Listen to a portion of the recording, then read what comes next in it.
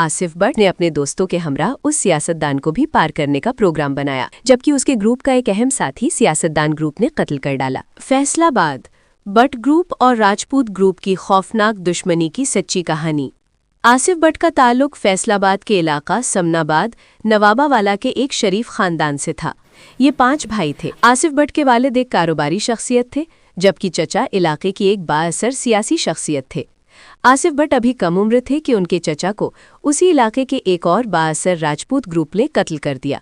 यूं फैसलाबाद की इस मशहूर भट्ट ग्रुप और राजपूत ग्रुप की दुश्मनी का आगाज हुआ, जो कि किसी ज़माने में फैसलाबाद की एक बड़ी दुश्मनी थी, जिसमें वक्तन फ़वक्तन मुखालिफिन एक दूसरे का जानी नुकसान करते रहे। इस दरमियान आसिफ भट्ट कॉलेज में पहुंच चुके थे और साथ ही उन्होंने अपने इलाके में केबल नेटवर्क का काम भी शुरू कर दिया था। उन्हीं दिनों में आसिफ भट्ट ने अपने चचा के कत्ल का बदला लिया और मुखालिफ ग्रुप के एक शख्स को मौत के घाट उतारकर इश्तिहारी हो गया। इस दरमियान आसिफ भट्ट को पता चला कि इलाके का एक सियासतदान भी उनके चचा के कत्ल की साजिश में शरीक था, तो उसने अपने दोस्तों के हमरा उस सियासतदान को भी पार करने का प्रोग्राम बनाया और उस पर अमल किया। मगर मज़कूर सियासतदान खुद जख्मी हुआ, जबकि उसका एक गार्ड कत्ल हो गया। इस वाक़ये का मुकदमा आसिफ भट्ट पर दर्ज हुआ और अब हर खास व आम की ज़बान पर आसिफ भट्ट का नाम था। मगर अब आसिफ भट्ट के दुश्मनों की तादाद 1 से बढ़कर 2 हो चुकी थी, क्योंकि मुंदरजा बाला सियासतदान ग्रुप भी अब उनका दुश्मन बन चुका था।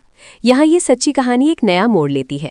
आसिफ भट्ट के ग्रुप में उसका साथ देने वाले भी मशहूर बदमाश और दुश्मनदार थे, मगर कुछ वजूहात पर उन सबकी आपस में दुश्मनी पैदा हो गई और आसिफ भट्ट का ग्रुप अंदरूनी दुश्मनी का शिकार हो गया। इस दरमियान आसिफ भट्ट गिरफ्तार होकर जेल चला गया, जबकि उसके ग्रुप का एक अहम साथी सियासतदान ग्रुप ने कत्ल कर डाला। कुछ अरसा गुजरा तो आसिफ भट्ट के खानदान के बड़ों और इलाके की बाअसर शख्सियात ने सियासतदान और भट्ट ग्रुप में सुलह करवा दी, जबकि राजपूत ग्रुप से मुखालिफत वैसी ही कायम थी। आसिफ भट्ट सुलह के नतीजे में जेल से रिहा होकर घर आ गया। अब उसने डेरादारी शुरू कर दी। 2013 में राजपूत ग्रुप ने आसिफ भट्ट के डेरे पर एक खौफनाक हमला कर दिया, जिसमें आसिफ भट्ट के एक मुंह बोले चचा और कुछ मुहाफिज कत्ल हो गए, जबकि खुद आसिफ भट्ट भी जख्मी हुआ। इस वाक़ये के मुख्य मुलजिम राजपूत ग्रुप के 3 अफराद को कुछ अरसे बाद एक पुलिस मुकाबले में पार कर दिया गया। आसिफ भट्ट ने इस वाक़ये के बाद ये समझा कि उसके दुश्मनों की कमर अब टूट चुकी है, चुनांचे वो अपनी हिफाजत के हवाले से ज़रा लापरवाह हो गया। उन्हीं दिनों इलाके के कुछ लोगों ने आसिफ भट्ट की राजपूत ग्रुप से सुलह की कोशिश की। 2016 में एक रोज़ आसिफ भट्ट को सुलह के लिए किसी मकाम पर बुलाया गया। काफ़ी देर बातचीत या बहस हुई, मगर आसिफ भट्ट सुलह से इनकार करके वहाँ से उठा और जब उस डेरे से निकलने लगा तो उस पर घात लगाकर बैठे कुछ अफराद ने गोलियों की बौछार कर दी, जिससे आसिफ भट्ट मौके पर जान बहक हो गया। इस केस में आसिफ भट्ट का भाई इमरान भट्ट मुद्दई बना, जिसे मुखालिफिन ने एक रोज़ थाने से वापस घर जाते हुए निशाना बना डाला। यूं फैसलाबाद की ये दुश्मनी हंसते बसते 2 खानदानों और बिरादरियों के कई नौजवान खा गई।